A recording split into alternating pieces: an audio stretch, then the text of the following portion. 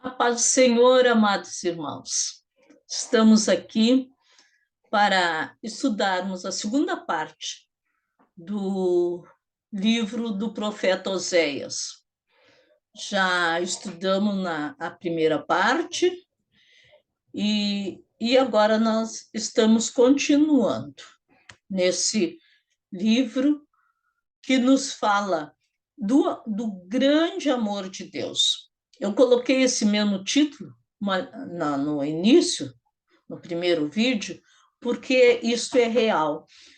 O Oséias nos fala de uma linda história de amor, mas uma história também de traição, de adultério, mas finalmente uma história de reconciliação, nos mostrando o quanto Deus nos ama e o quanto que ele faz por nós. Quando vimos, eu vou dar uma geral aqui, né, para relembrarmos, né, quem foi o profeta Oséias. Os reinos, depois da morte de Salomão, o reino se dividiu em duas partes. Jeroboão ficou com as 10 tribos no norte de Israel, e o reino do sul ficou com 2 tribos. Oséias, ele foi contemporâneo dos profetas Isaías, Amós e Miqueias. E ele teve um ministério bastante longo. Diz que foi o ministério mais longo dentre os profetas, porque ele profetizou por 60 anos o seu ministério. Praticamente assim, a vida toda dele foi profetizando, chamando a atenção de Israel para que se arrependessem. Ele profetizou durante os reinados de Uzias, Jotão, Acás e Ezequias, que foram reis do Reino do Sul, Reino de Judá. E também de Jeroboão II, que era o rei de Israel nesta época. Oséias profetizou não só para o reino do norte, mas também para o reino do sul. Nós vamos ver agora nesse estudo. E quando nós estudamos na primeira parte, no capítulo 1, 2 e 3, ali nos fala do grande amor de Deus pelo seu povo, porque o povo tinha se desviado, se distanciado de Deus. Então Deus chamou esse homem e disse para ele: Oséias, vai, procura uma prostituta e casa com ela. Oséias era um homem temente a Deus. Ele conhecia a voz de Deus e não fez objeção. Ele fez aquilo que Deus lhe mandou fazer. O povo, seus vizinhos, vamos dizer, seus amigos, ficaram assim horrorizados em ver Oséias casando com uma prostituta, tendo filhos de prostituição, porque a esposa dele o traiu também, tudo mais. E Oséias, ele dizia para eles: mas vocês estão horrorizados porque eu casei com uma prostituta, mas é exatamente o que Deus quer mostrar para vocês, que vocês estão se prostituindo com outros deuses, mas não adiantava, que o povo não entendia. E aí, a partir do capítulo 4, começam as profecias muito fortes, chamando a atenção do povo. E Deus, aqui, ele demonstrando o seu amor. No capítulo 11 de Oséias, no versículo 4, nos diz: atraí-os com cordas humanas e com laços de amor. Olha, o amor de Deus era imenso, e ainda é imenso, por por este povo. E Deus usava, então, o profeta Oséias para chamar a atenção de Israel para que se arrependesse, para que entendessem que eles estavam sendo infiéis a Deus. O amor de Deus foi tão grande. Deus tirou este povo do Egito. Eles eram escravos, não tinham nada, não tinham vontade própria, eles não tinham vida própria, porque eles eram escravos ali no Egito. Mas Deus os tirou de lá de forma milagrosa. Todo o povo viu o que aconteceu no Egito. Depois eles saíram para o deserto e em pouco tempo era para terem chegado na Terra Prometida. Não chegaram porque eles duvidaram. Vimos que quando eles chegaram ali em Jericó, perto de Jericó, foi mandados 12 espias. 10 voltaram e disseram: não tem como nós vencermos este povo. E eles realmente, eles em si, eles não venceriam. Eles eram escravos, não eram homens de guerras, acostumados para a guerra. Mas tinha uma coisa: Deus queria guerrear por eles. Mas eles duvidaram, somente Josué e Caleb disse que eles poderiam ir porque Deus estava com eles, mas o povo não creu nisso. Então aconteceu aquilo que eles ficaram no deserto durante 40 anos vagando, até aquela geração inteira morrer, acabar e vir a outra geração. Enquanto eles estavam no deserto, nesses 40 anos, nunca faltou água para eles, nunca faltou alimento. Num local árido, um local que não tinha como eles plantarem e colherem, era deserto. Mas Deus providenciou de forma milagrosa, nada faltava para eles. Mas mesmo assim, eles não conseguiram ser fiéis a Deus. Olharam em volta os outros povos com seus ídolos e também começaram a adorar a Baal e a outros ídolos.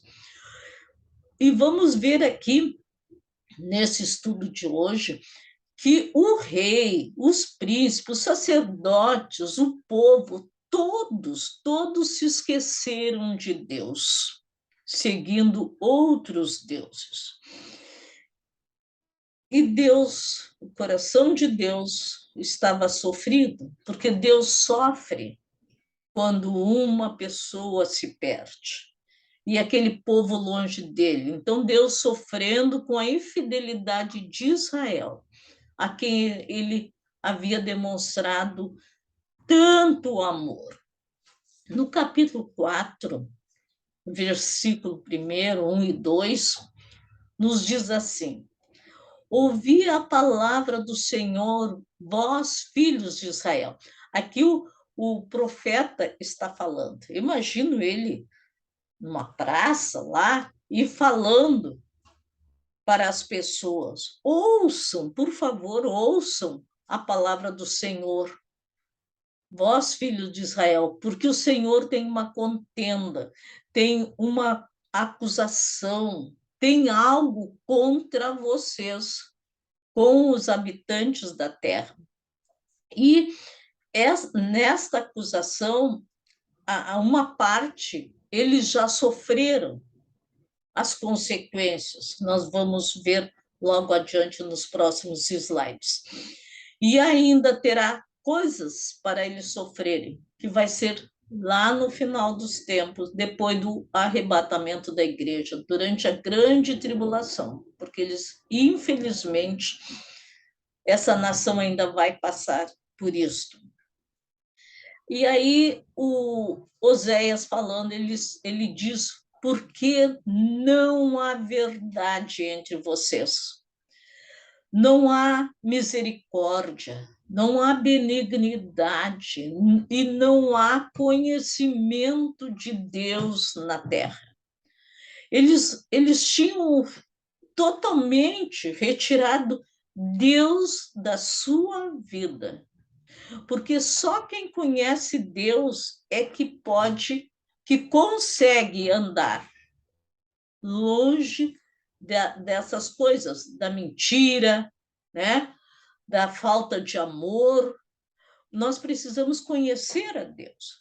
Mas o que então que aquele povo tinha? Eles não tinham benignidade, eles não tinham misericórdia, não tinham conhecimento de Deus, eles não viviam na verdade.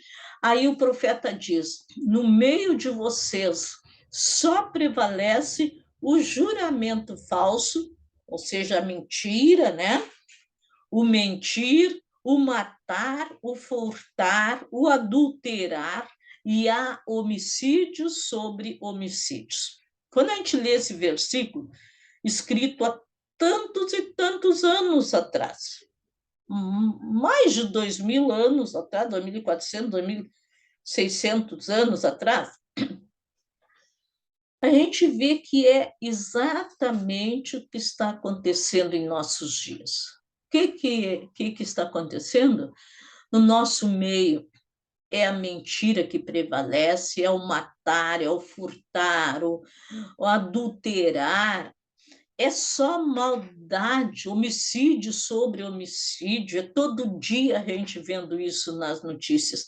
Então a gente vê assim, como o coração do homem, ele é mau quando ele está distanciado de Deus.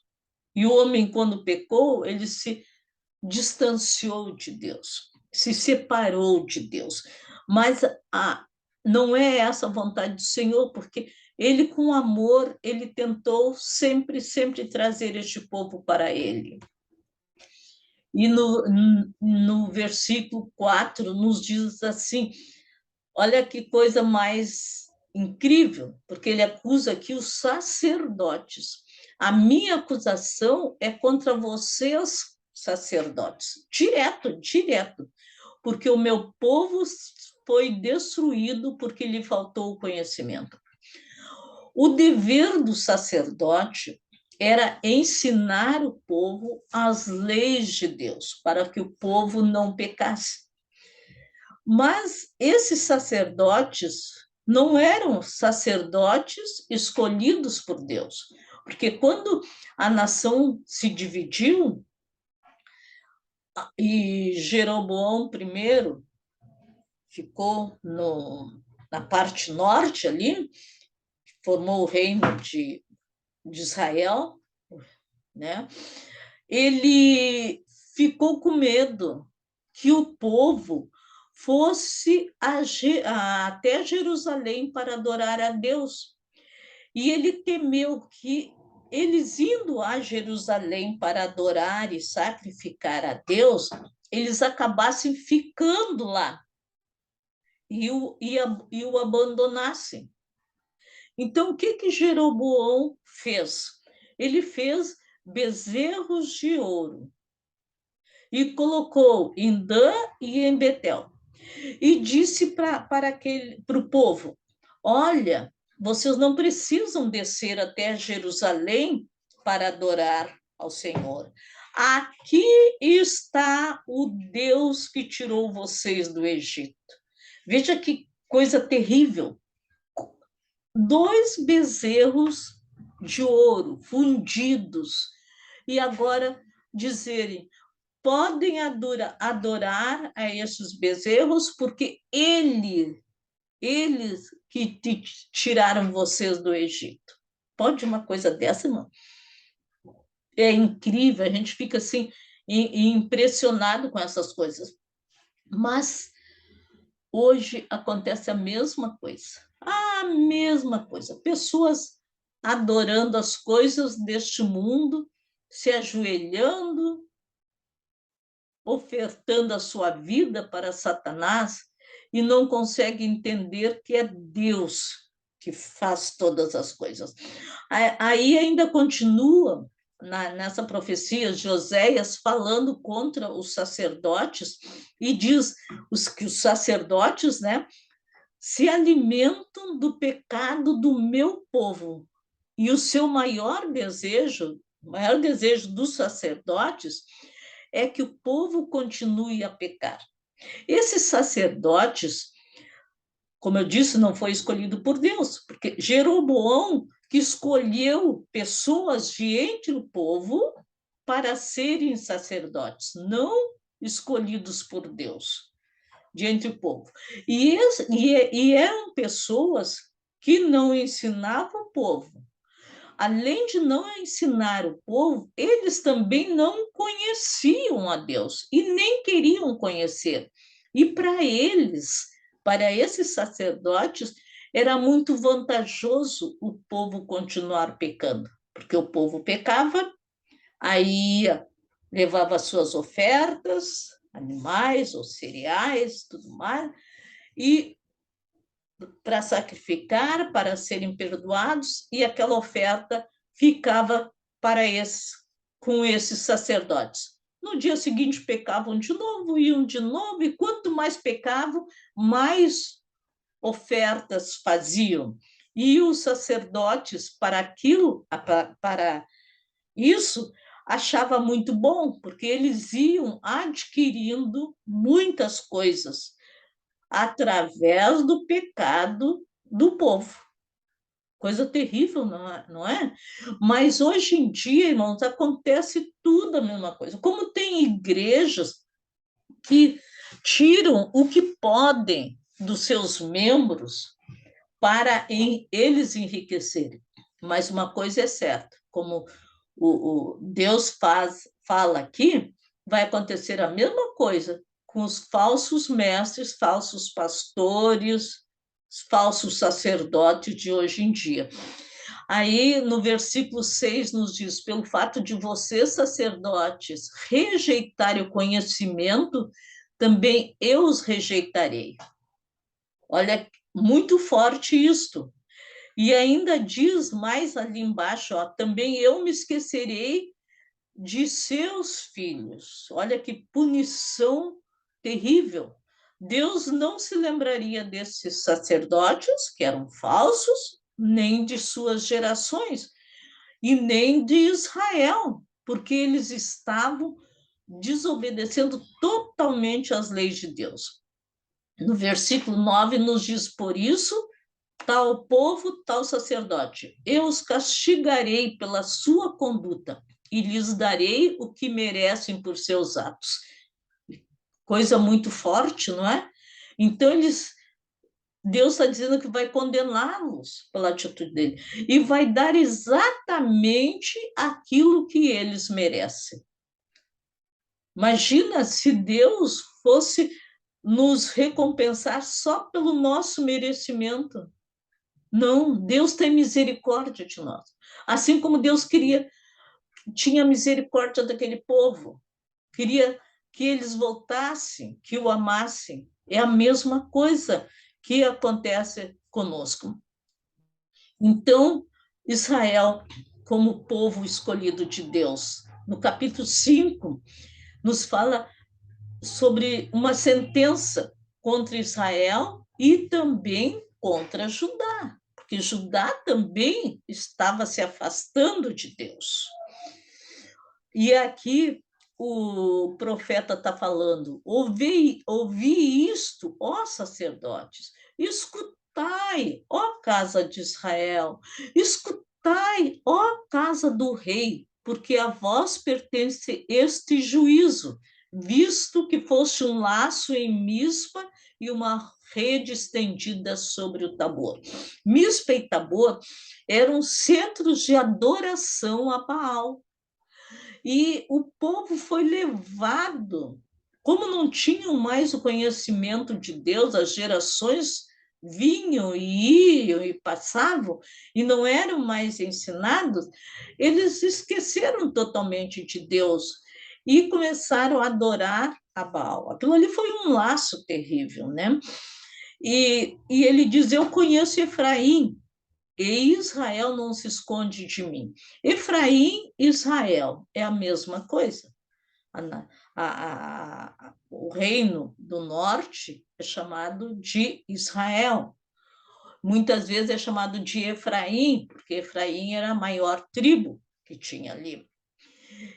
Porque agora tu te tens prostituído, ó Efraim, e se contaminou Israel. Eles achavam tão feio aquilo que o Oséias tinha feito, eles não conseguiram nunca entender que aquele casamento de Oséias foi para mostrar para eles a maneira que eles estavam vivendo, se prostituindo com outros deuses, mas eles não entenderam. Esse período da vida de Israel, esse período da profecia aqui de Oséias, quem estava reinando aqui era o rei Jeroboão II.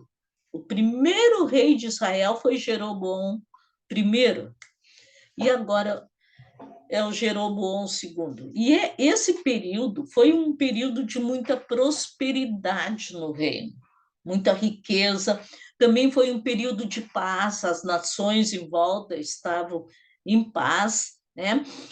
Mas o Senhor disse, aí por causa disto, o povo estava muito arrogante, muito orgulhoso, achando assim que ninguém os venceria. Coisa terrível é quando a pessoa acha que ela mesma tem poder, tem força, ela mesma que conseguiu alguma coisa. Mas não é dessa forma, né? E o versículo nos diz: a arrogância de Israel testificará contra eles. Israel e Efraim cairão pela sua iniquidade, e Judá cairá juntamente com eles. Judá também. Eles caíram depois de Israel, mas também sofreram as consequências dos seus pecados, né? Então, por causa deste orgulho, dessas atitudes, que estava tudo na presença de Deus, havia uma sentença para eles. No capítulo 6, aí tem aqui assim, ó, um falso arrependimento. Parece que o povo então se arrependeu. O profeta falou tanto, tanto, profetizou tanto, né? Que eles dizem assim é o capítulo 6 agora, e o versículo 1. Vinde, tornemos para o Senhor, porque ele despedaçou e nos sarará, fez a ferida e a ligará. Parecia que agora o povo estava arrependido e voltaria para Deus. Aí no versículo 3 diz assim, eles ainda, né? Conheçamos e prossigamos em conhecer o Senhor, como o amanhecer, a sua vinda é certa. Ele a nós virá como a chuva serôdia, aquela chuva fora de época, aquela chuva abençoadora, né? Que rega a terra. Mas olha que coisa linda para quem ouvisse isto do povo de Israel, mas eles achando que estavam enganando a Deus. Mas podemos enganar uns aos outros e muito bem, mas jamais alguém conseguirá enganar a Deus, porque ele conhece lá o nosso interior, né, o nosso coração.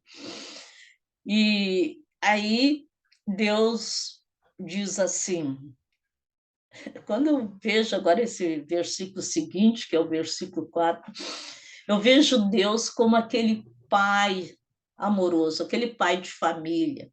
Quando ele diz, o que eu vou fazer com você, Efraim?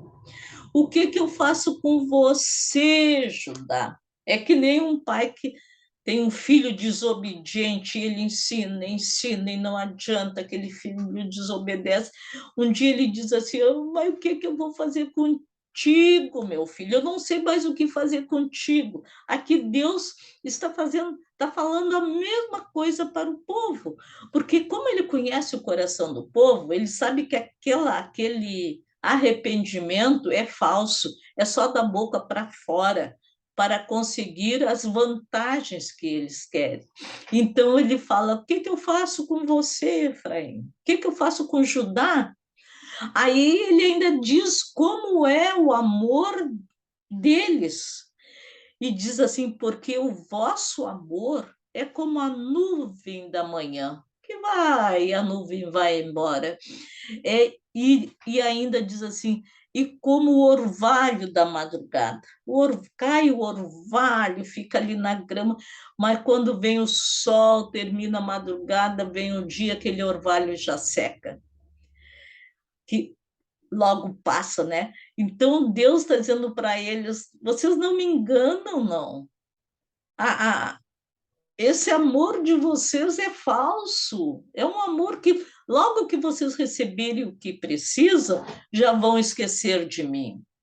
E no versículo 6, então, o Senhor diz: porque eu quero misericórdia e não sacrifício. Eles achavam que só levar uma ovelha, um animal, um cereal, Deus já estava satisfeito, mas não é assim. Se não houvesse arrependimento, aquilo não adiantava nada.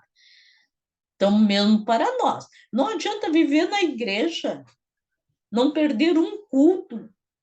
Quem vê parece que é um grande crente, muito fiel, mas se ele não se arrependeu, está sendo falso. E ele não vai aguentar quando vier as provações, os problemas, as lutas, porque ele não tem raízes profundas. Aí diz assim, ó, porque eu quero misericórdia e não sacrifício, e o conhecimento de Deus mais do que holocausto. O que Deus quer é que nós o conheçamos, que o amemos, que vivamos na sua santa presença. E no capítulo 7 nos fala sobre a iniquidade dos reis e príncipes. Ele já tinha falado, já tinha profetizado para os reis, para os príncipes, para os sacerdotes, para o povo, mas ele tornava a falar, o profeta. Lembram? Não esqueçam que o profeta, o ministério dele foi 60 anos, longo. Então, quantas e quantas e quantas vezes nesses anos todos ele falava e profetizava e chamava a atenção do povo, né? E aqui diz: sarando eu a Israel, se descobriu a iniquidade de Efraim, como também as maldades de Samaria, que é tudo ali do Reino do Norte, porque praticaram a falsidade, mentirosos, eles eram mentirosos, eles eram falsos. Eles diziam uma coisa e faziam outra, mas Deus estava vendo. Com a sua malícia, alegram ao rei e com as suas mentiras aos príncipes. E está tudo numa boa. Ninguém se dava por conta de nada. Inclusive, lá no versículo 9 desse capítulo 7, diz assim, ó, estrangeiros lhe devoram a força e ele não o percebe. Estavam tão alheios nas suas benesses, no poder das suas riquezas, do seu reino, estavam tão orgulhosos que eles não estavam se dando por conta que estrangeiros estavam chegando, que iriam vencê-lo. Não, e era de tal maneira a vida que eles levavam, porque diz assim, ó, cabelos brancos se espalham pela cabeça, mas ele não o sabe.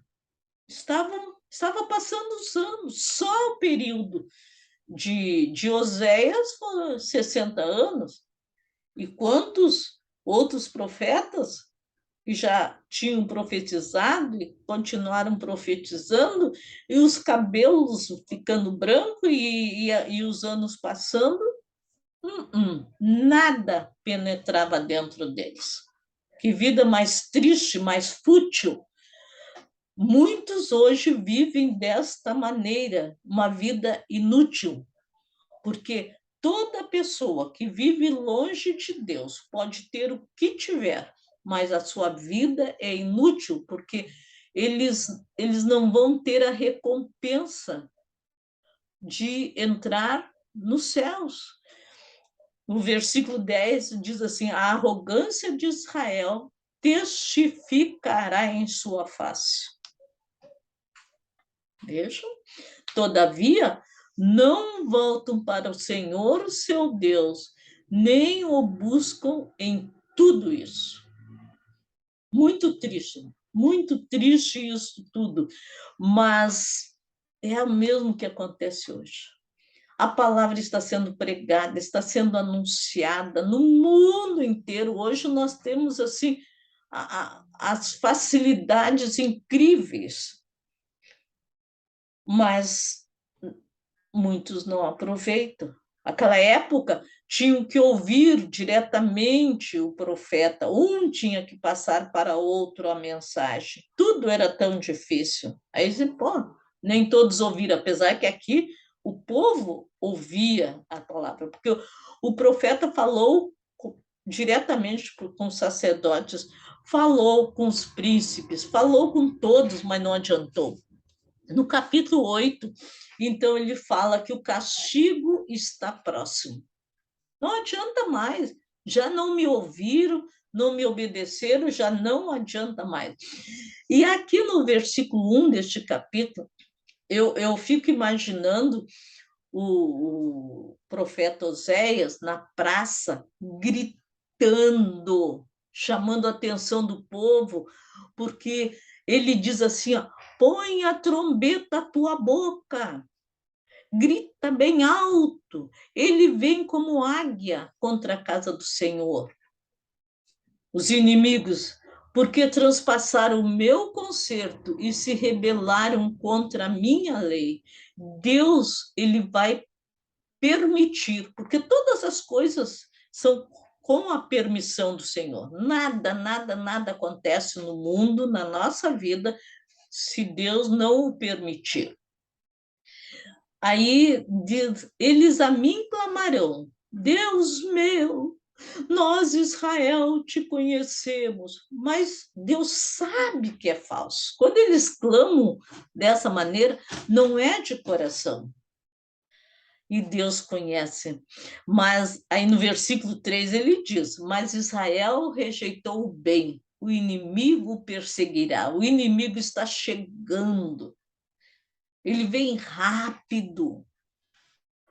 No versículo 12, nos diz assim, ó, escrevi para eles as grandezas da minha lei, mas isso é para eles como coisa estranha. E quando a gente lê as leis que Deus deu para aquele povo, coisa incrível, coisa mais linda, a gente estudar aquelas leis. Mas, irmãos, nós temos que ver uma coisa real que Deus falou para aquele povo e que Deus fala exatamente para nós hoje, que é no versículo 7, quando Deus diz para eles, porque semearam ventos e cegarão tempestade. Aquilo que a gente semeia, aquilo mesmo a gente vai cegar. É um ditado até que nós dizemos, não é? Mas é uma grande verdade. O que nós semearmos durante a nossa vida é o que nós vamos colher. Não tem como. Não há outra maneira. Semear o mal e colher o bem. Não. Quem semeia o mal vai colher o mal. Quem semeia o bem colherá o bem, a recompensa que vem de Deus. Porque Israel se esqueceu do seu Criador e edificou palácios, e Judá multiplicou cidades fortes. Mas eu enviarei um fogo contra as suas cidades, e ele consumirá os seus palácios. No versículo 14. Terrível, né? Esse castigo que estava tão próximo para eles. E realmente, em pouco tempo aconteceu, porque aquele povo foi invadido pelo inimigo e ele foi vencido e foi levado cativo para o mundo inteiro. A mesma coisa hoje. É a mesma coisa, não tem diferença nenhuma. Eles não estavam preparados para aquilo. Achavam que jamais viria o fim para eles, mas chegou o fim. E Jesus, lá em Mateus, capítulo 24, versículo 44, ele diz: por isto estai vós também apercebidos, porque o Filho do Homem há de vir a hora em que não penseis. Que todos possam entender isso, nossos familiares, nossos filhos, parentes, amigos que não conhecem Jesus. Que o Senhor tenha misericórdia, traga de volta aqueles que se afastaram, salve aqueles que não são salvos. E eu termino, então, perguntando: e você? Está preparado? Está pronto para ir com o Senhor? Ele está muito pertinho, irmãos. Muito pertinho de vir nos buscar. Mais perto do que nós possamos imaginar. Jesus está voltando. Amém. Em nome de Jesus. Nós vamos ainda fazer mais um vídeo sobre o profeta Joel, para podermos terminar este estudo. Que Deus abençoe a todos. Até o próximo vídeo, nosso próximo encontro, em nome de Jesus Cristo.